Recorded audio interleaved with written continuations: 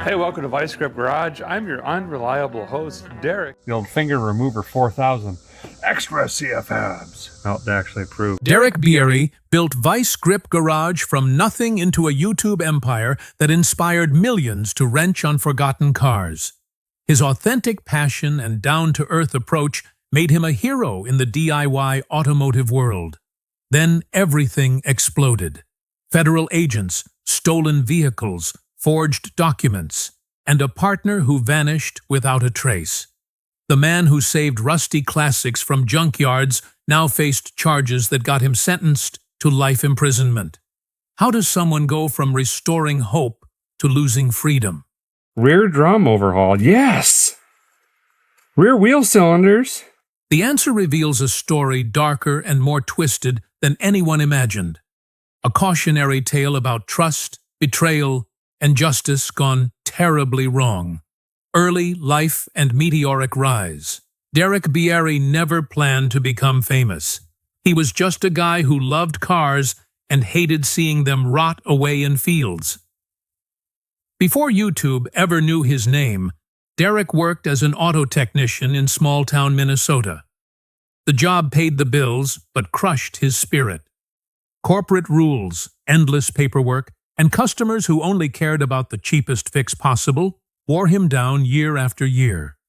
He climbed the ladder into management, thinking a desk job might offer relief. Instead, it felt like a cage. The further he got from actual wrenches and engines, the more miserable he became. In 2018, Derek made a decision that would change everything. He walked away from the corporate world and returned to what he loved most: bringing dead cars back to life. He didn't have a fancy shop or expensive equipment.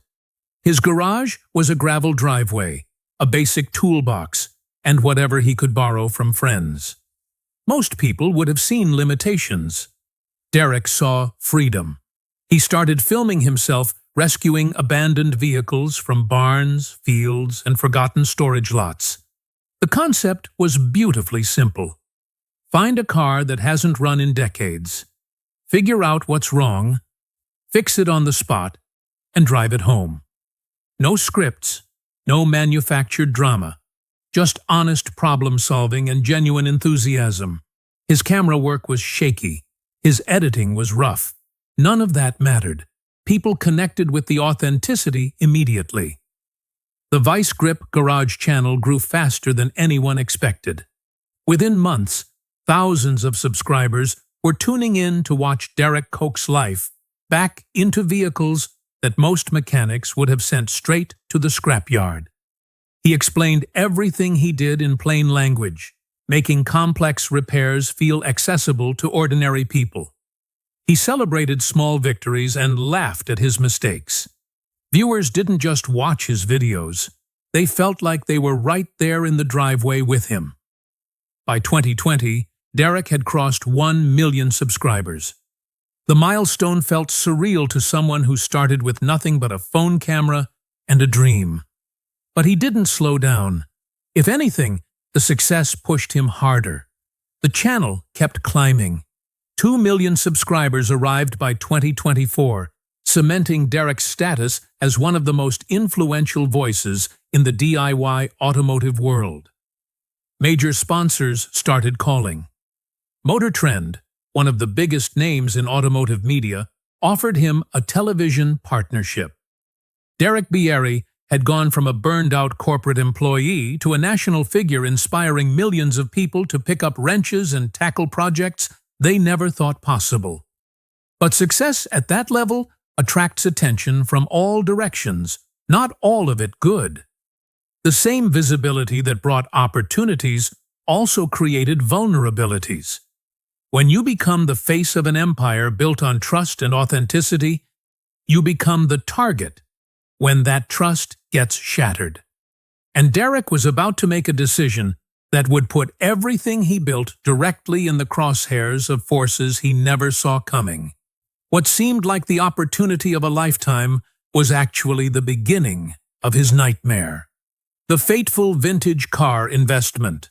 Derek and a small group of trusted friends had been talking for months about expanding Vice Grip Garage, into something bigger. The YouTube channel was thriving, but they all saw potential for more. They wanted to create a full television series focused on restoring classic American cars, the kind of vehicles that told stories about different eras of automotive history. It would be expensive and ambitious, but with Derek's audience and Motor Trend's backing, it felt achievable. Then the opportunity arrived. A collector in the Midwest was selling off a massive lot of vintage cars. Dozens of vehicles from the 50s, 60s, and 70s. Chevrolets, Fords, Chryslers, some in decent shape, others barely recognizable as cars anymore. The seller wanted to move everything in one transaction. It was exactly what Derek's team had been searching for. Enough project vehicles to fuel an entire season of content, maybe more. Derek and his partners pooled their resources and made the investment. The numbers were significant, but manageable with their combined funds and projected sponsorship money. They flew out to inspect the lot, walking through rows of automotive history covered in dust and rust. Every car represented a potential episode, a restoration story, a piece of American culture saved from the scrapyard. The excitement was electric. This wasn't just a business expansion. It was the realization of a dream they'd been building toward for years.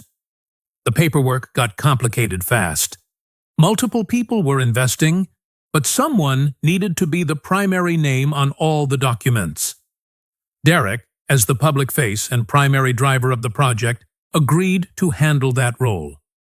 His signature went on purchase agreements, transfer documents, and insurance forms. His name became the official owner of record for the entire collection. Everyone trusted each other completely. They were friends working toward a shared vision. Nobody thought twice about the legal implications. Logistics came next. The cars needed to be transported from the seller's property to a secure location where restoration work could begin.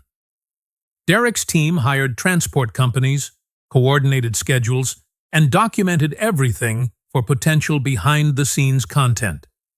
Sponsors were briefed on the project's scope. Media outlets started running preview pieces about Vice Grip Garage's ambitious new direction. Industry publications called it a landmark deal that could reshape automotive restoration television. Everything was moving forward exactly as planned. The vehicles arrived over several weeks. Each delivery brought fresh excitement and new discoveries. Some cars were better than expected. Original paint, still visible under decades of grime. Engines that might actually turn over with some work. Others were worse. Frames rotted through, interiors destroyed by rodents, parts stripped and sold off years earlier.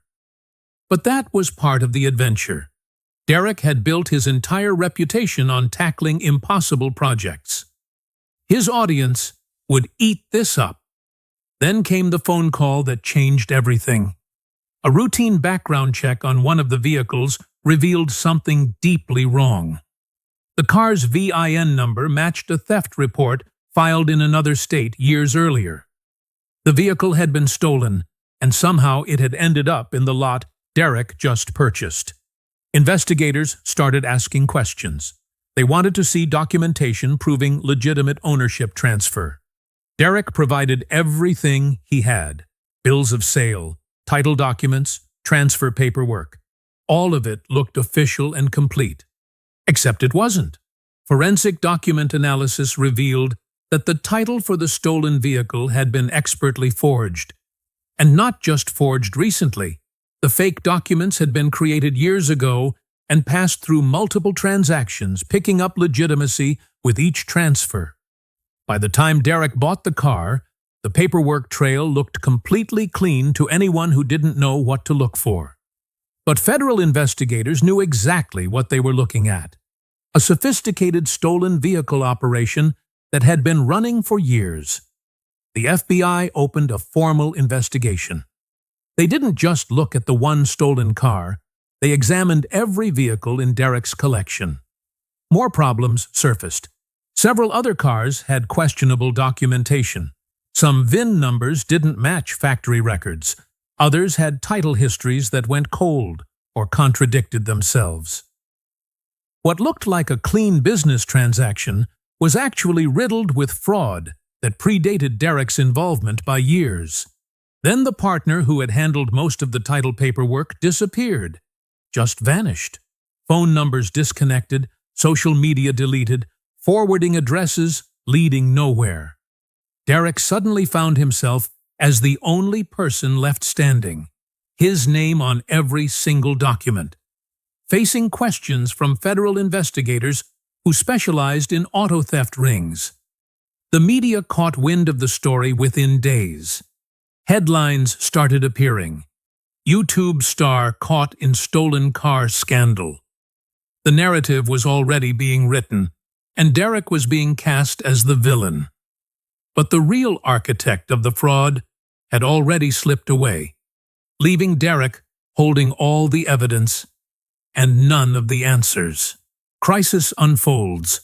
The investigation moved fast and hit from every direction at once. FBI agents arrived at Derek's property with search warrants. State police seized his computers, phones, and filing cabinets full of business records. A multi-state auto theft task force started combing through years of vice grip garage transactions, looking for patterns and connections. Every vehicle Derek had ever purchased, restored, or featured in a video came under scrutiny. Investigators analyzed metadata from thousands of photos and videos, tracking when cars appeared, where they came from, and who handled them. Derek's entire digital footprint became evidence in a federal case he never saw coming. The public destruction started even faster than the legal problems. Someone leaked details from the investigation to automotive forums and social media groups. Within hours, the story exploded across the internet. People who had never heard of Vice Grip Garage suddenly had strong opinions about Derek's guilt. The comments sections turned vicious. Former fans felt betrayed and lashed out with anger that came from disappointment. Critics who had always resented Derek's success saw their chance to pile on. The nuance of the situation, that he might have been scammed himself, got buried under waves of outrage and speculation. Media outlets smelled blood in the water. Old vice grip garage footage got edited and recontextualized to make innocent moments look suspicious. A video of Derek laughing while picking up a car suddenly became evidence of someone who knew what he was doing. Clips of him negotiating prices got spun as proof of criminal intent. Entertainment news shows ran segments questioning how anyone could be so naive, implying that Derek must have known he was dealing with stolen vehicles. Rival YouTubers and industry competitors who had spent years watching Derek's meteoric rise couldn't resist the opportunity.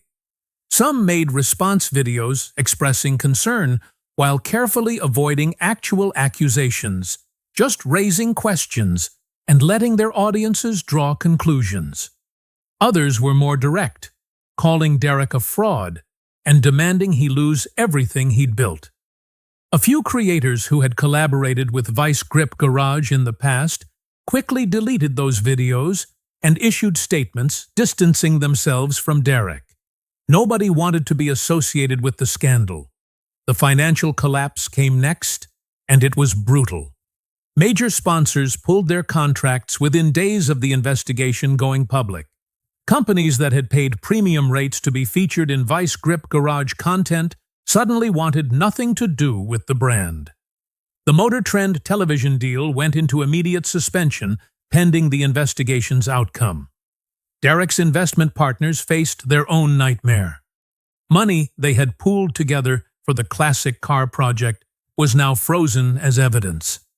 The friendships that had seemed unbreakable began fracturing under the pressure of financial loss and legal jeopardy.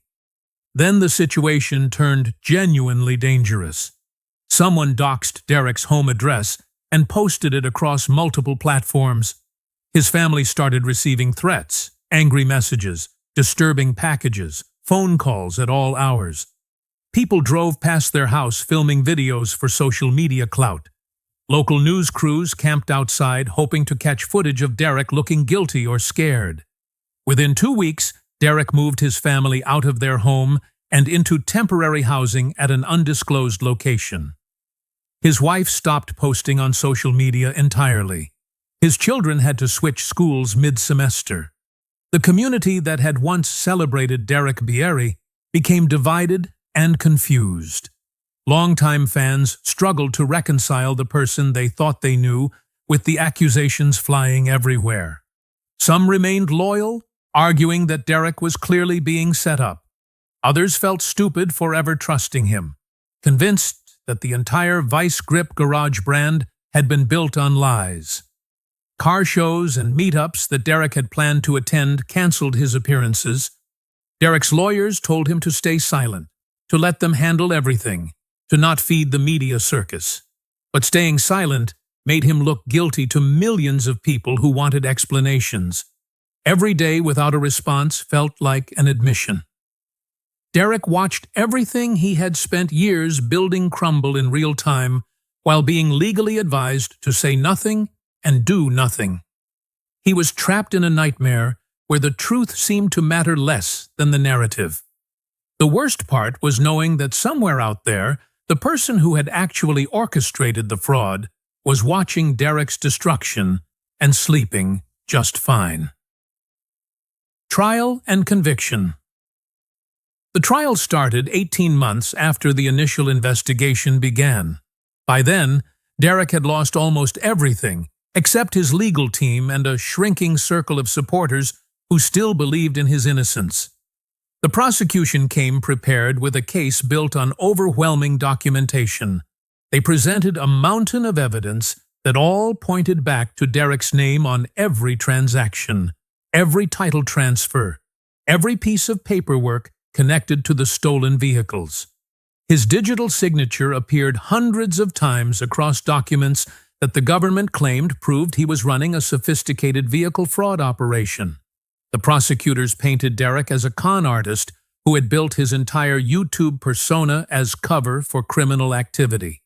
They argued that Vice Grip Garage wasn't really about restoring cars.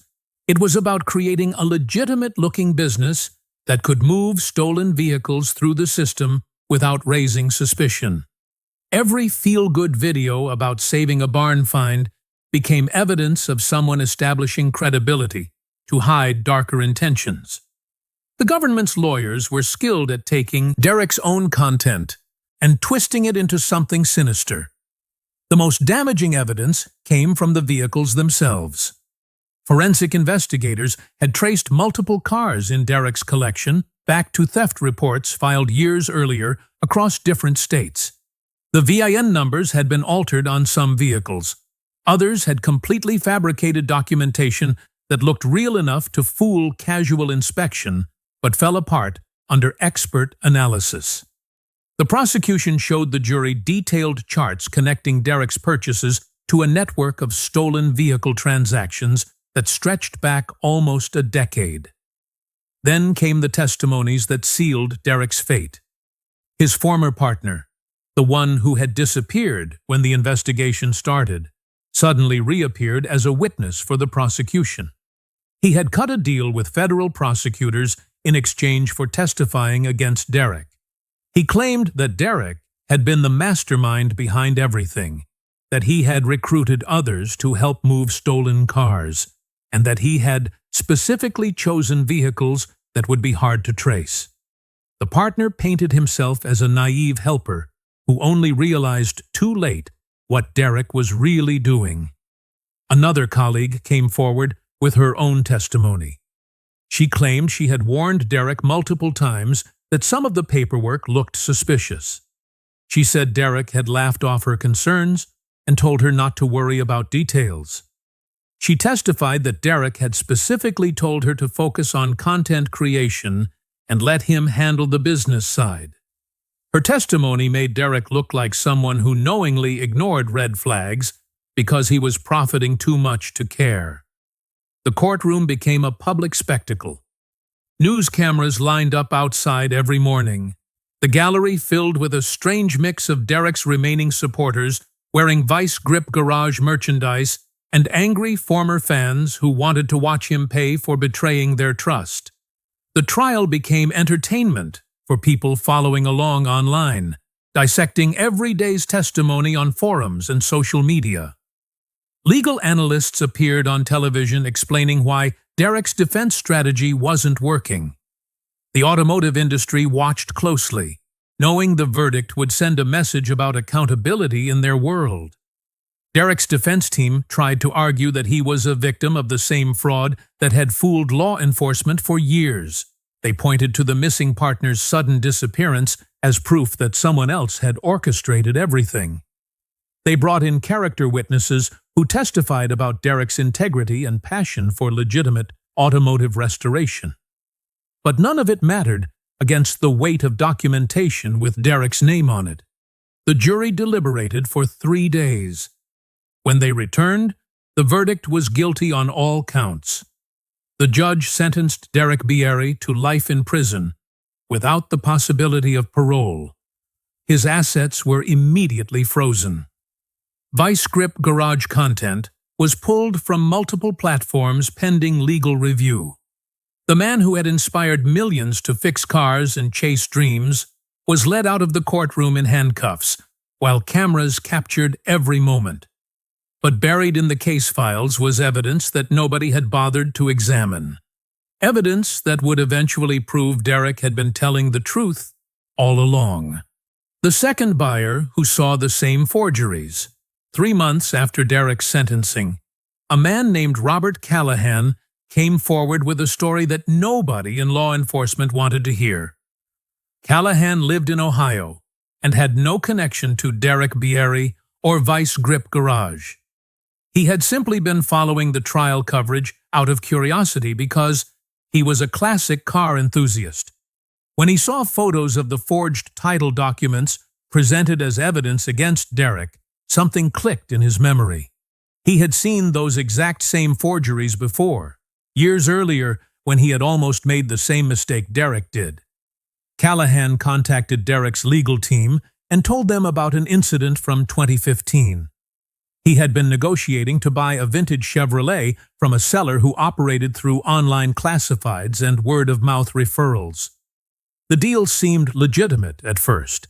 The car was beautiful, the price was reasonable, and the seller provided complete documentation including title, registration history, and bill of sale. Everything looked official and properly notarized. Callahan was ready to complete the purchase until something small made him pause. A slightly misaligned seal on one of the documents that just looked wrong. He took the paperwork to a DMV office and asked them to verify everything before he handed over cash. The clerk noticed inconsistencies immediately. The notary stamp didn't match official records. The title had been printed on paper stock that wasn't used during the year the car was supposedly registered. Someone had created incredibly convincing forgeries, but they weren't quite perfect. The documents Callahan brought to authorities in 2015 were the same style, format, and forgery technique as the ones that later appeared in Derek's case. They came from the same operation. Callahan did everything right. He filed a police report with his local department, turned over all the forged documents as evidence, and provided the seller's contact information.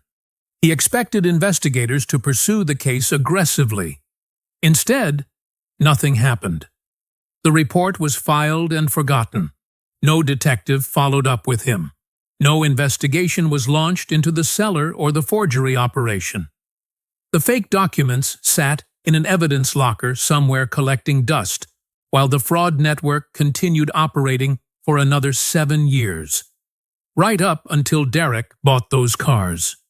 This revelation was devastating for multiple reasons. It proved that Derek had stumbled into a pre-existing criminal operation that had been running successfully for years.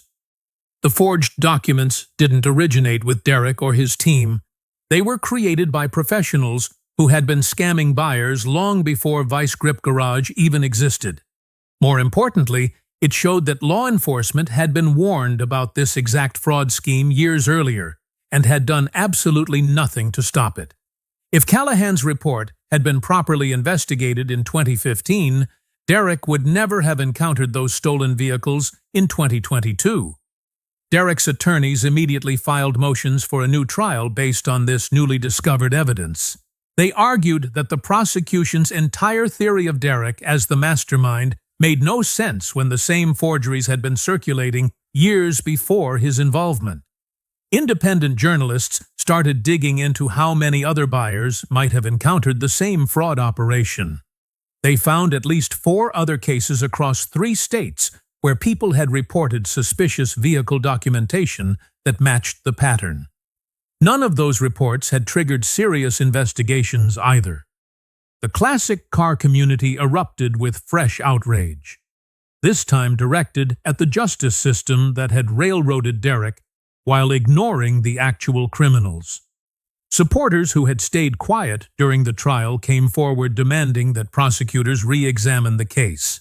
Legal experts who reviewed Callahan's evidence said it raised serious questions about whether Derek had been prosecuted simply because he was the most visible target rather than the most guilty party. The real architects of the fraud had hidden behind multiple layers of transactions, letting Derek's fame and documentation make him the perfect fall guy. But getting a new trial would require convincing the same system that had already declared Derek guilty to admit it might have been catastrophically wrong. Aftermath and ripple effects. Derek's family disappeared from public life almost immediately after the sentencing. His wife changed her name legally and moved with their children to a different state where nobody recognized them.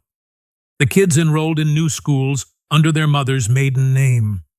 Old friends and neighbors were instructed never to share information about their whereabouts. The family that had once been comfortable sharing their lives through social media now lived in constant fear of being found by angry strangers who believed Derek had betrayed the automotive community. They became ghosts, erased from the world they once knew. The people who had worked with Derek faced their own brutal consequences. His cameraman lost his house trying to pay legal bills after being questioned repeatedly by investigators. A longtime collaborator, who had appeared in dozens of Vice Grip Garage videos, moved to Canada to escape the association with the scandal. Several friends who had invested in the classic car project filed for bankruptcy when their frozen assets couldn't be recovered. One business partner became so depressed by the financial and reputational damage that he abandoned the automotive industry entirely and took a job in construction just to start over with a clean slate. Major brands that had sponsored Vice Grip Garage content launched their own internal investigations to determine if they had unknowingly promoted criminal activity. Legal teams combed through every contract, every product placement, every dollar that had changed hands. Some companies faced shareholder lawsuits from investors who claimed the Derek Bieri scandal had damaged brand value. Marketing executives who had championed the Vice Grip Garage partnership found their judgment questioned and their careers stalled. The entire influencer marketing sector experienced a chilling effect as companies became terrified of backing the wrong creator. The classic car market itself suffered from widespread paranoia and distrust.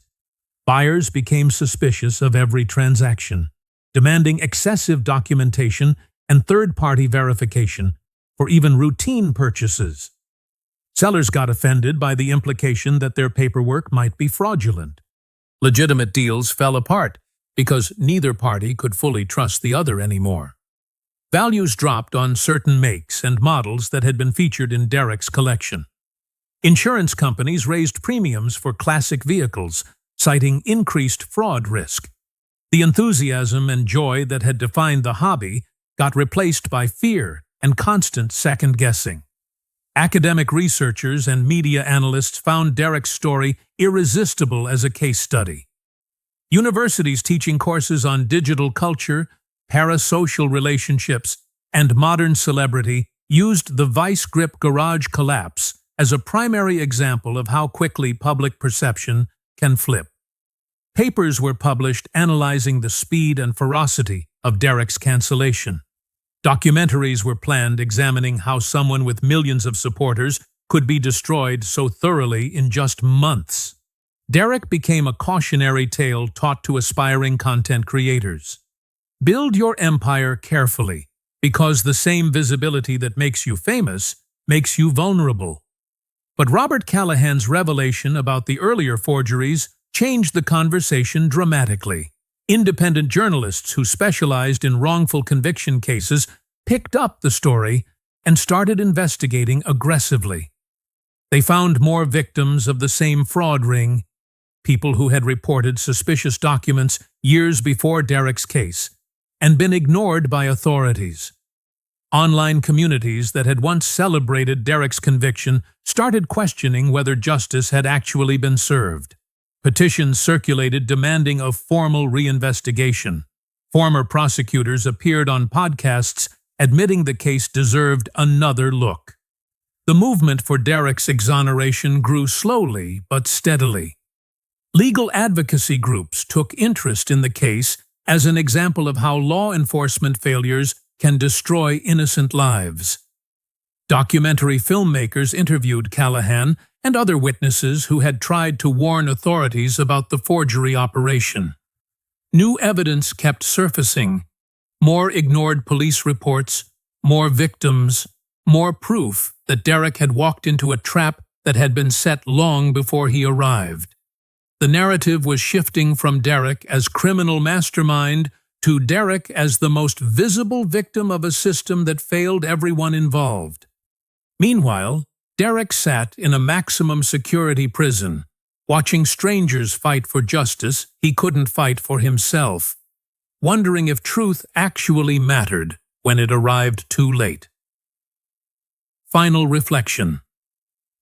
The Derek Bieri story refuses to reach a satisfying conclusion because the truth remains scattered across ignored police reports, missing witnesses, and unanswered questions.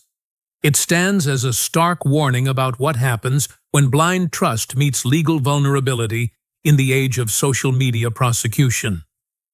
Derek trusted his partners. He trusted the paperwork. He trusted that doing everything publicly would protect him from accusations of wrongdoing.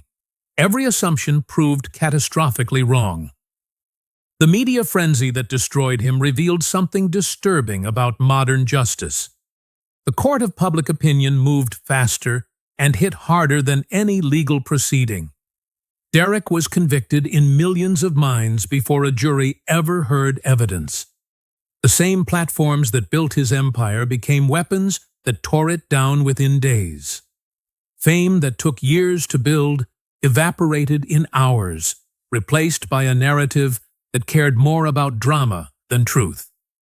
Derek's legacy remains complicated and painful. To some, he's still the inspiring figure who proved that passion and persistence could overcome any obstacle. To others, he's a cautionary tale about the dangers of trusting too easily and moving too fast. Most people just remember him as the guy who went to prison, the details blurred by time and competing narratives. But Robert Callahan's emergence as the second buyer adds a layer that cannot be ignored. His evidence proves that ignored warnings and overlooked crimes directly enabled Derek's downfall. It suggests that the real criminals are still out there, probably running the same schemes, while Derek pays the price for law enforcement failures that predated his involvement by years. The final truth is uncomfortable. Justice remains incomplete until every overlooked piece comes to light. Until the authorities who ignored Callahan's warnings are held accountable. Until the missing partner faces consequences. Until the system admits it destroyed a man who may have been guilty of nothing more than terrible timing and trusting the wrong people. Until then, Derek Bieri's story is just another reminder that sometimes the truth matters less than who gets blamed first. If you enjoyed this video, like and subscribe, and also click the next video shown on your screen.